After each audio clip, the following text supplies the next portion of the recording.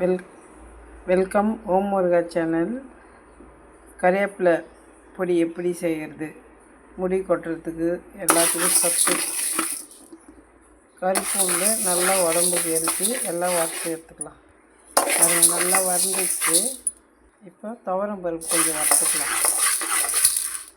இப்போ நல்லா துவரம் பருப்பு வறுந்துருச்சு. இப்போ காஞ்ச மிளகா வறுத்துக்கலாம்.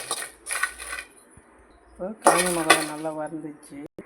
கறிவேப்பிலை கொஞ்சம் நிறையவே சேர்த்துக்கலாம். நல்லா வதங்குது. இப்போ கல் உப்பு கொஞ்சம் வறுத்துக்கலாம்.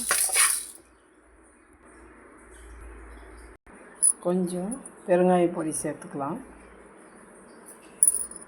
இப்போ கருப்பு உளுத்தம் துவரம் பருப்பு, மிளகா, கருவேப்பிலை, வறுத்த உப்பு எல்லாத்தையும் போட்டு அரைச்சிட்டா கறிவேப்பிலை பொடி ரெடி.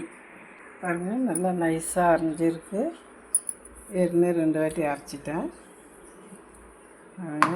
நல்லா எப்படி இருக்குது, நல்லா கலந்துட்டு நல்லெண்ணெய் வச்சு தொட்டு சாப்பிட்டா இட்லி தோசை அவ்வளோ ஒரு டேஸ்ட்டு. முடி கொட்டுறது எல்லாத்துக்குமே நல்ல ஒரு சத்து.